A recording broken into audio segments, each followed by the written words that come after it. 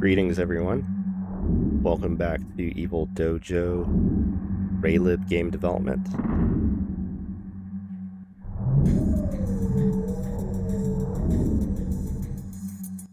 As I mentioned in the previous video, we're going to be integrating C++ into our development process. I figured the best way to do that was to, instead of relying upon the provided raylib game template, to go back and actually try to build something from scratch. So this involves me going to the raylib website, going to their GitHub, going to the wiki, taking a look at some instructions on how to build for Linux.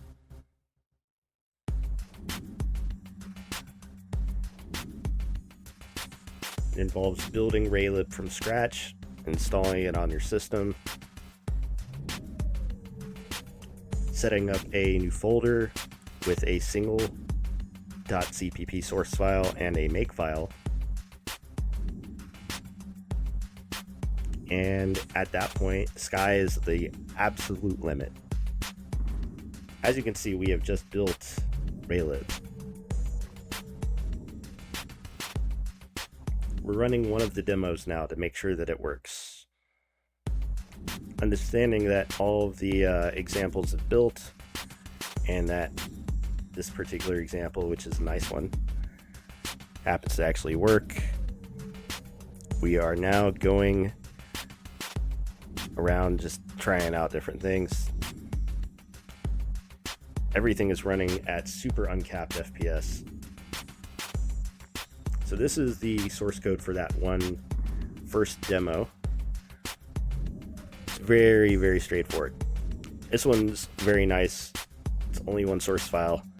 I'm gonna just say, dude, Ray-san, absolute fantastic product, but Christ almighty, I hate how you format your source code, and I hate how you do your comments with every fiber of my being. Oh my god.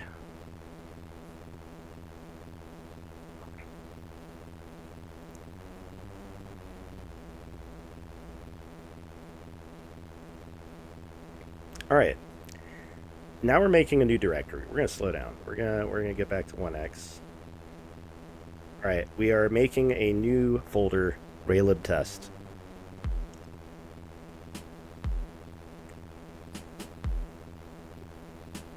We're gonna go and copy over the core 2D camera file as a example. And we're gonna use this as the basis to get something rolling here.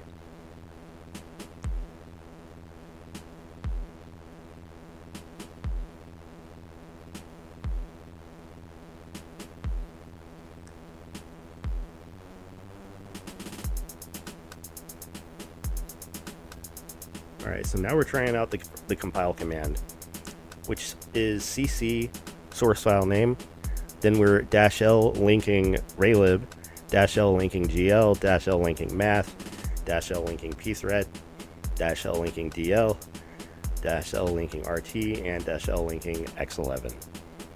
It compiles without a problem. Run, and we have our first example.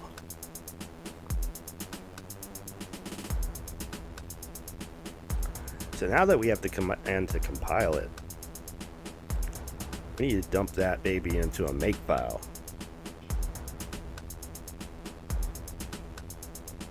But before I do that, I test GCC, I test clang, and I just note that all three binaries that get produced are essentially the same thing. Clang has a subtly different size, indicating that the output is slightly different. I find things like this interesting, the differences between compilers, how well they perform. They say 17K here, but then when I take a look at the raw byte size, you see that CC and GCC, which are the same essential binary, have the same size, but clangs has about 100 or so more bytes than the other one. 16672 versus 16856.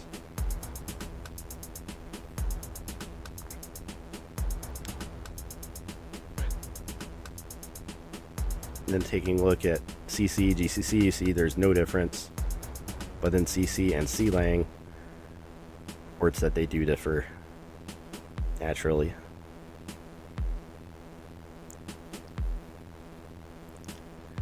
So we run the CLang and we see that it also works. It's the same thing.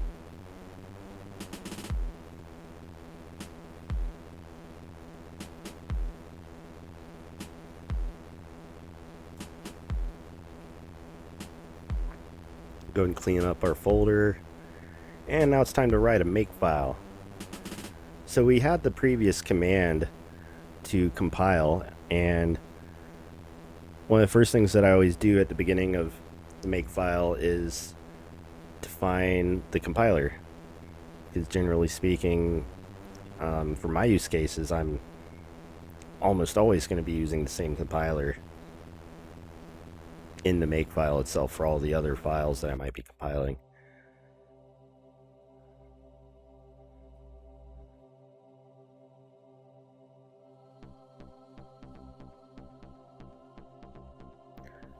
Alright, so now we're getting serious. We're going to make this C++.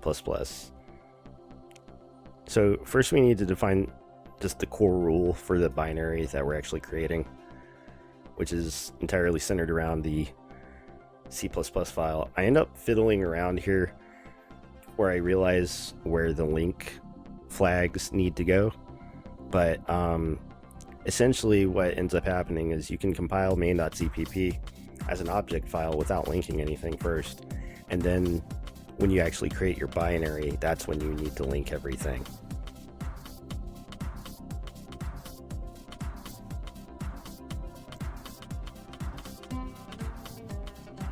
It takes me a minute to get there.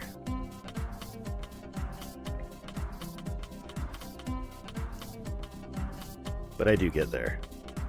We run into a couple warnings and a couple errors along the way.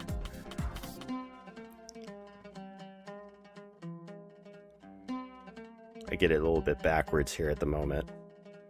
But just by going off the error messages, I'm able to figure this out.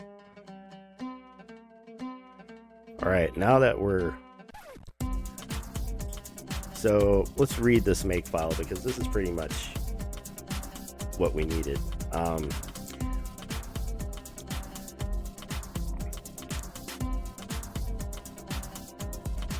Almost. We have to get rid of the -c in the first rule and add it to the second one.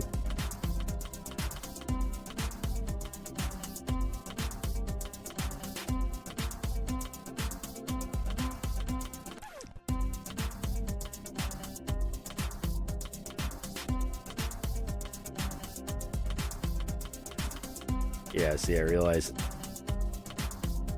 Just get rid of the -c, then put that down there. Now we're good. Now notice that it compiles now and everything runs good when we run make.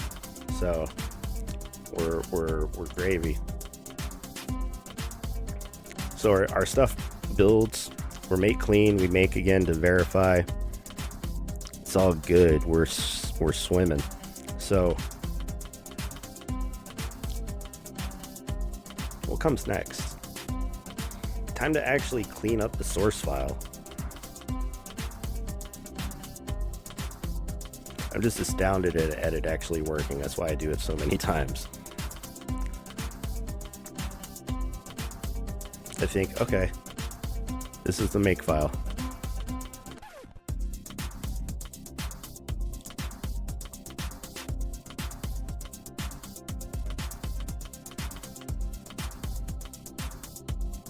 Alright, time to actually clean this baby up. By clean it up, I mean delete most of everything.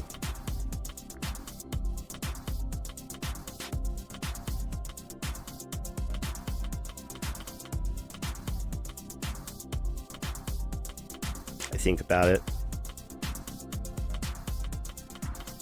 delete my first line. I decided to delete comments, or at least get rid of white space to start with.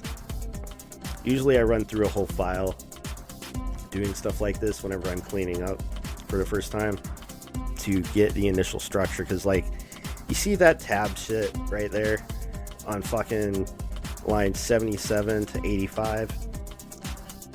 Like, I get why. I totally get why. But, you know, for one, my auto indenter breaks this formatting, like, consistently, right? So, anytime I encounter it, it's just gonna end up wiping it out, you know? Like, when I go to save for the first time, that shit's dead. See? Like, watch that shit disappear.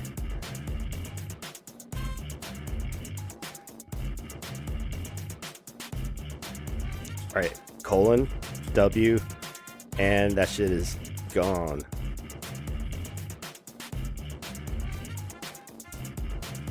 Okay. Enough funny talk.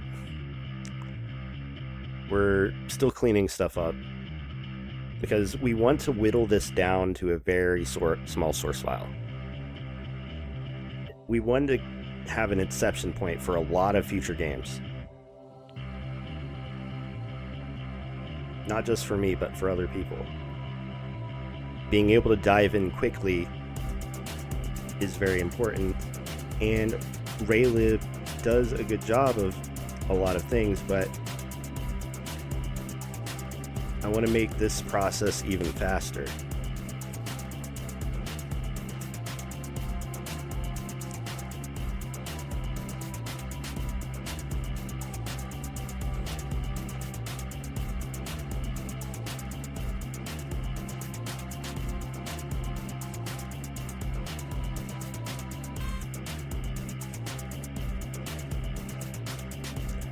Getting rid of a lot of stuff. We're basically just going to draw a window with a white background. I think we get rid of a lot of this text too. Yeah, that text is still there. I'm just like, nah, we don't need that. But see, now all we have to do is just jump to this main.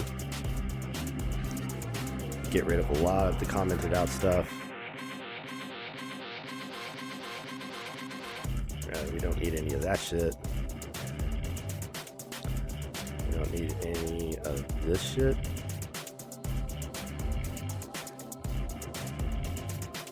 And we don't need any of that stuff. So now we've got it's looking really clean at this point, right? Like, so much cleanness.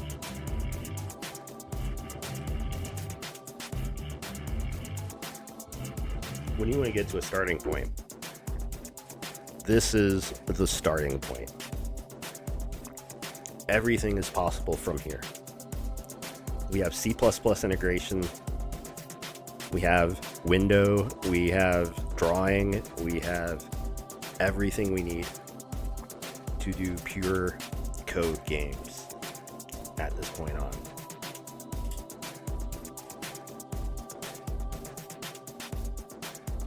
Magical feeling, you know? I have a lot of different games that I want to work on. I'm already 38. It's taken a long time to get here. If I could go back in time to my 13-year-old self, I think that's when I first picked up Teach Yourself C++ in 21 days. And hand him this source file and say, this is what you need. Here's the documentation. Read everything. Take time to think about it. And then bring your designs and translate them into source code.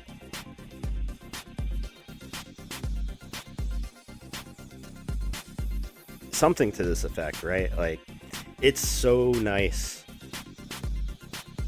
Like, there's so much to game development, right? But as a kid, as someone who really thinks in text, you know, someone who really appreciates the plain text medium,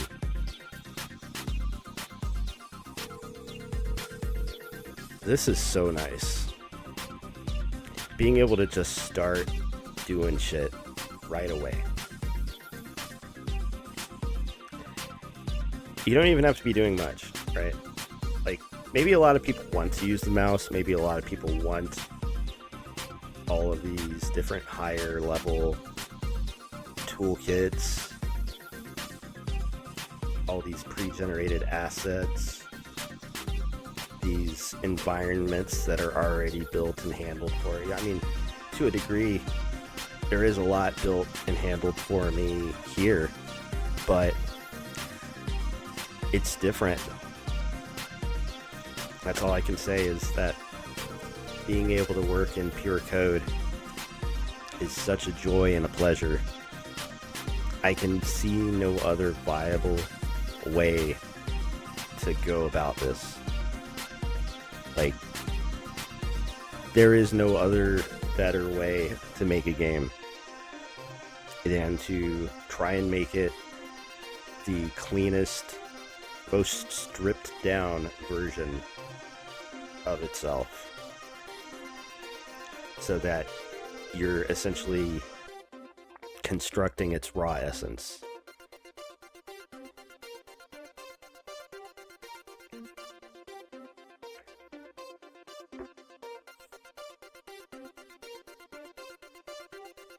So I play around here for quite a while, actually.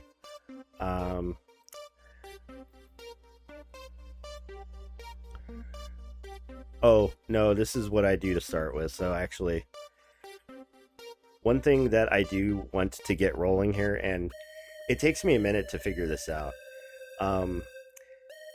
So this is actually kind of an interesting little caveat.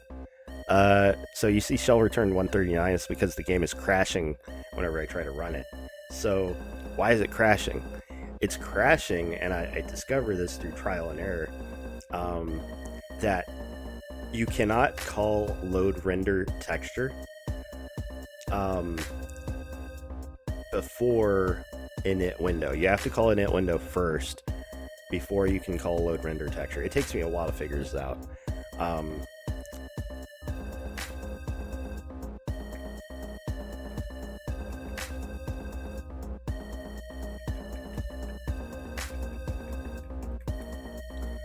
So what I'm trying to do, and the reason that I need this texture to begin with, is actually because one of the techniques that I use, and a lot of other people use in the initial rendering process, is that you draw your game to a separate texture, and then you render that texture, because what that allows you to do is stretch your game to fit whatever screen that you happen to be working with or displaying on.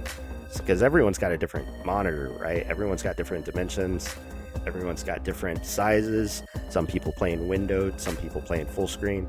So one way that you can kind of accommodate all of these different ways of playing is by drawing your game to a texture and then drawing that texture separately to fit whatever surface you're drawing to.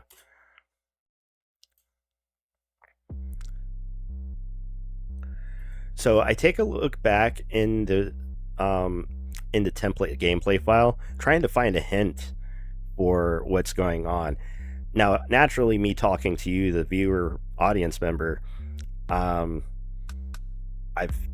already explained what's going on in my mind, but I just want you to be aware of what is actually happening in this moment in the video, because remember, this is a pre-recorded programming session that I'm commenting on and trying to explain my processes along the way, because I'm not very good at programming while talking or while explaining what I'm doing. Like, I can't type and talk. It's just it's just a thing I can't do. I can type, I can talk, but I'm not really able or good at doing either at the same time, and I'm not going to pretend like I can.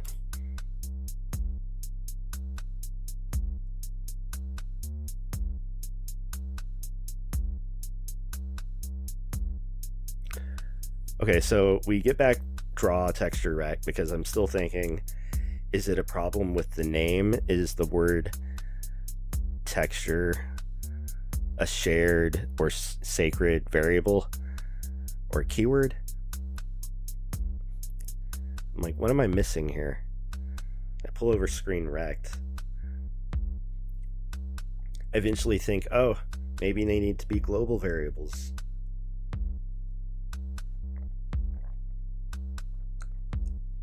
I actually don't know that they need to be globals, but they were in the template, so I try it anyway.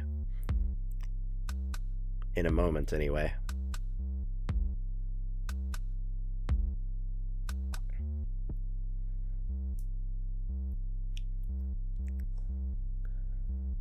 I think maybe get screen width and screen height have something to do with this. Maybe there's some stuff that I'm missing.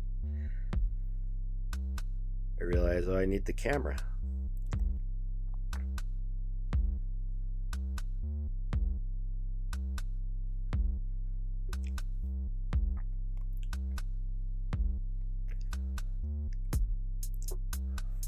Thinking out loud as a note to myself, one of the things I need to do for this new template that I'm developing is get a compile commands.json into the folder so that my clang can play nicely with my NeoVim here.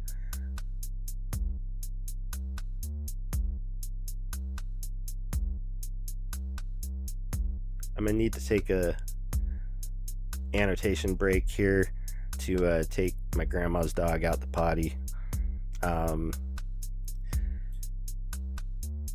Where am I leaving off here? Oh yeah, I'm still debugging this. I think, oh hey, yeah, let's pull everything up into global. Maybe that'll do it. Maybe that's all I needed to do. But I'm wrong. But I'll continue this when I get back. Alright, let's finish this thing off.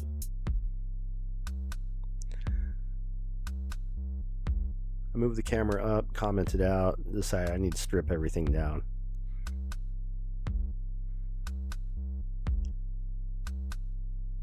Certainly it's not the screen rectangle.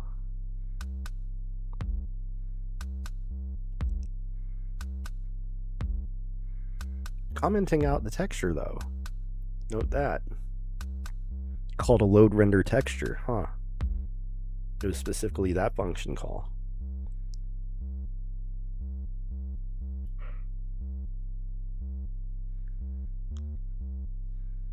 I think maybe I'm missing a different include. That turns out not to be it though.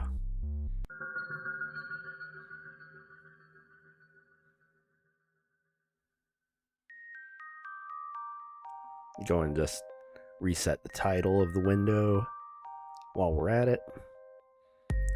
I'll look around in the screen gameplay template file. I notice RLGL is there. Am I missing that? Do I need that? I actually don't, but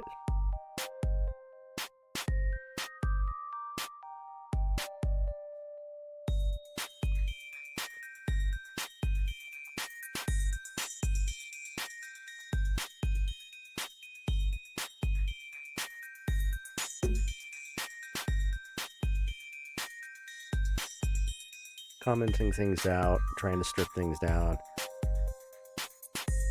I take a look at the documentation, which I hate this cheat sheet. There's so many problems with the cheat sheet. For one, the cheat sheet requires fucking JavaScript to even run. For two, I can't scrape it, so I can't create a local copy without manually dragging my mouse like a caveman.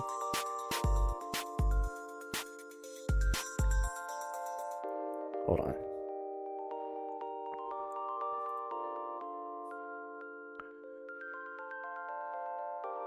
So take a look at load render texture just to make sure I understand.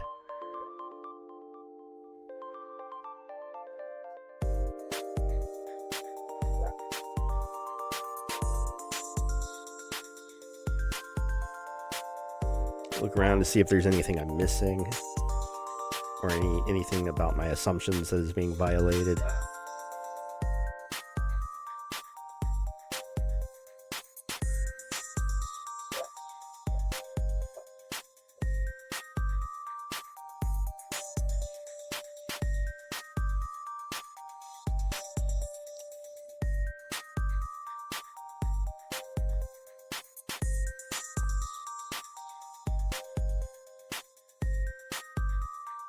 I don't notice anything in the template file,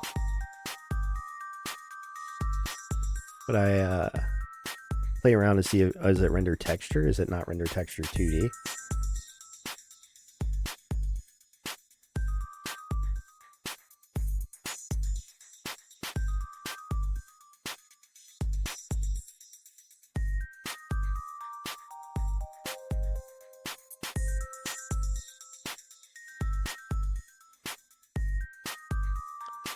I forget what prompts me to put the order of the calls differently.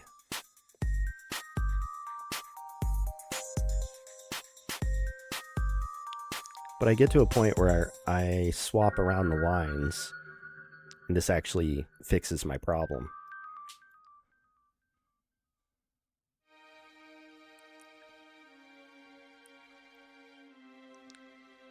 But until you call init window, you can't actually call load render texture. So I comment that out again. I'm just completely mind blown still. Why is it working when I comment that out? That's all I can think of.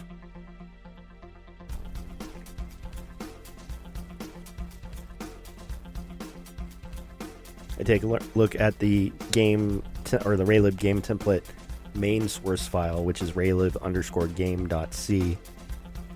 I don't see anything that really sticks out as unusual yet.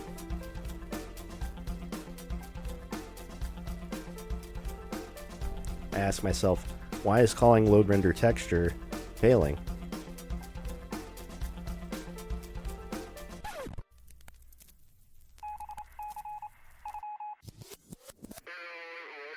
I take a look back at the original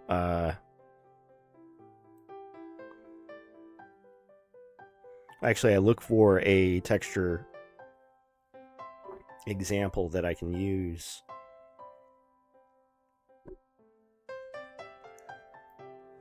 I take a look using grep, fantastic Linux tool, to find a couple files that call this function. Fog of War and mouse painting.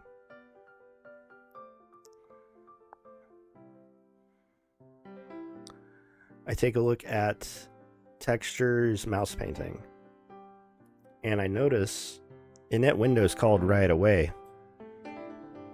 and load render texture is not called till much later.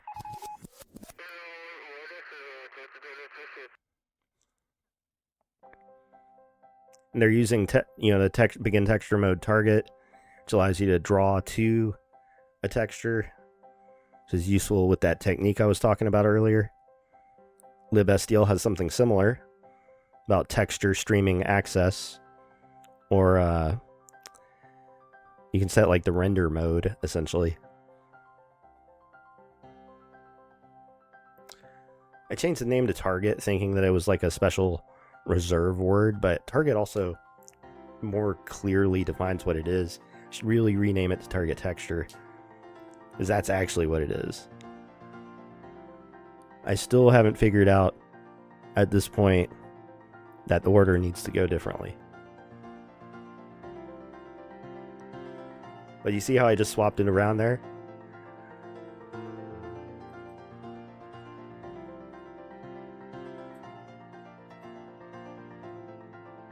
Slow it down for you.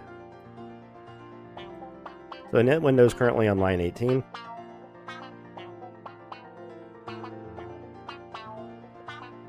And I actually paused the video, swapped it, and then restarted the video.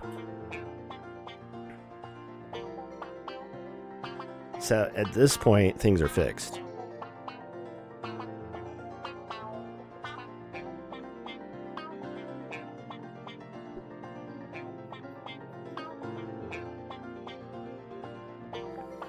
I make a note to myself, I have to call a init window before load render texture.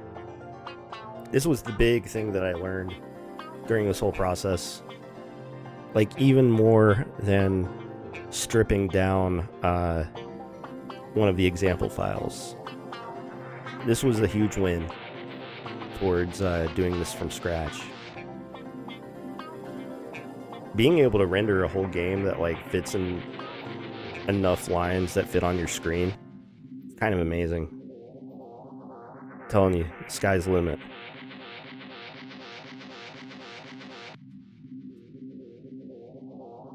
Now we're just doing around some playing with rendering, noticing that we do in fact may need to flip the screen rectangle during the drawing process in order to get the correct orientation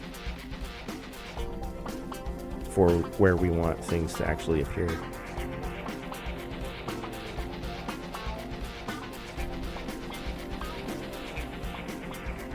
Alright, where did I leave off? Alright, so we figured out the init window issue. We are calling things in the correct order.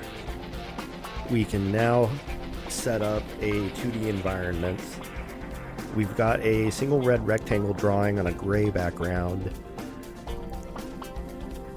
Playing with the camera, I notice something's not right here.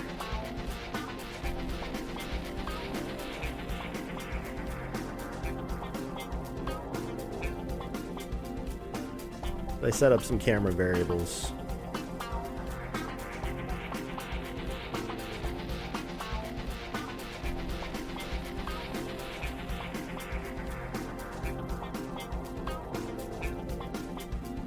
We declare the target as a vector, the offset as a vector, rotation and zoom, those are all the camera properties. Camera's just a struct with those values inside of them.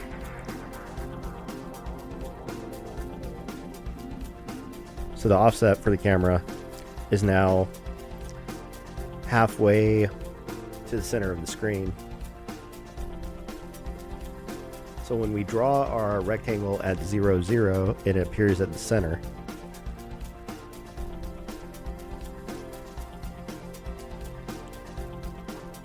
And playing around by setting the offset to be 0 for both X and Y, now it anchors in the top left. This is where I would expect the 0, 0 to actually be. But knowing this sort of stuff, you can start dividing up your screen into quadrants and anchoring different values depending on whatever your particular coordinate system happens to be.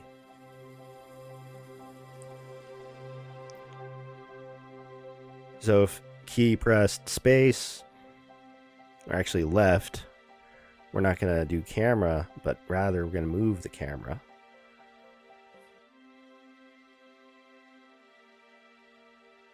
Actually playing around with the camera a little bit, I think we experience a little wonkiness to begin with.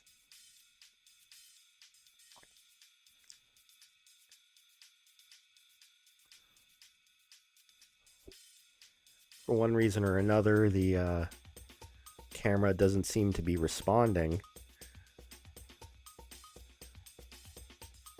And I realized, is it update camera that's the problem? Is it update camera pro that I need to use? What exactly is going on here?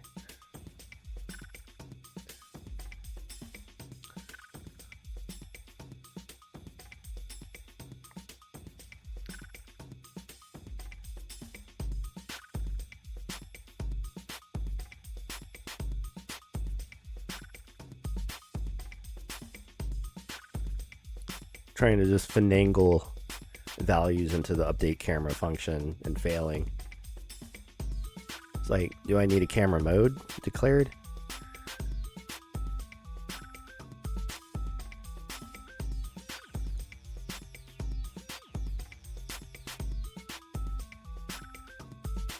So I have it declared as a camera 2D, and I realized maybe it should be camera. But then now I don't have all of the properties.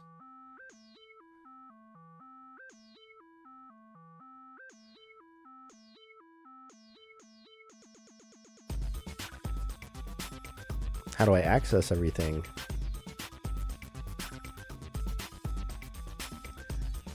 Maybe it should be a camera 2D.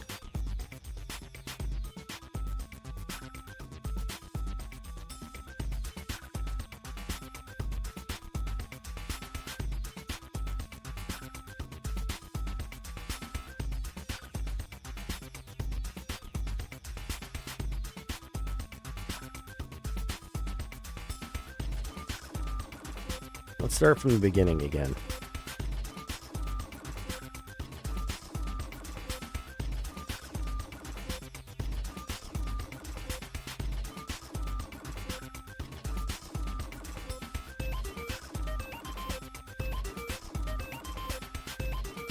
Let's take a look at how the camera worked in the core camera 2D example.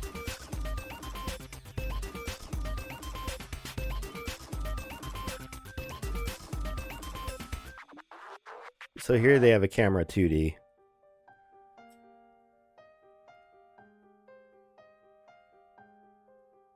It has all the same properties as before.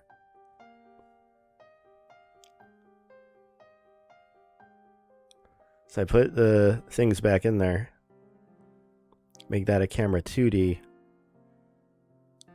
And make sure to set the mode.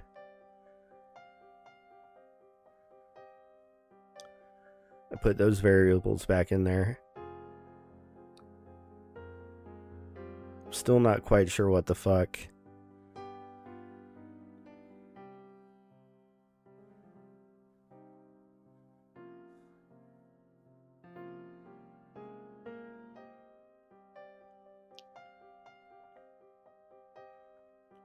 Take a look.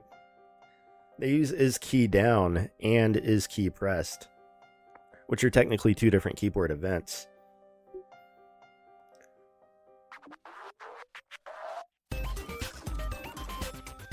I guess is key press is different from is key down.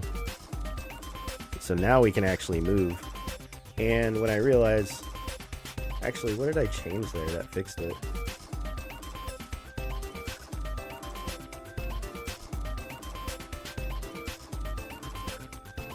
Oh, so I just changed it to just the target.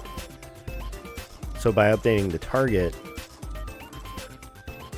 we can actually move around now. But to get the smooth movement, we need is key down, which is very similar to the system that I use in libSDL. Now we can actually move around pretty fast. It's pretty slick.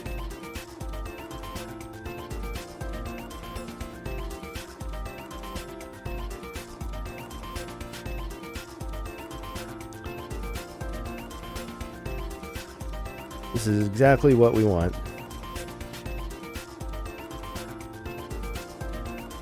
Coming up near the end of the video. But I'm going to get all of this up on GitHub before I upload the video so that other people can clone the repo and have a good starting point.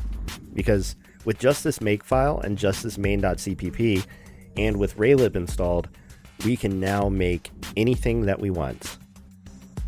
So let's go forth and make a lot of really cool stuff, guys. I'm looking forward to see what everyone comes up with, and I'm looking forward to your feedback on these videos, as well as giving me ideas for things that you'd like me to cover, as well as different game sandbox engines that you want me to see made.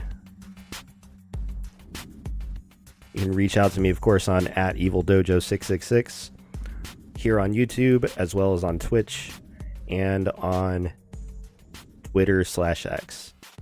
Until next time, everyone, have a great rest of your week and take it easy.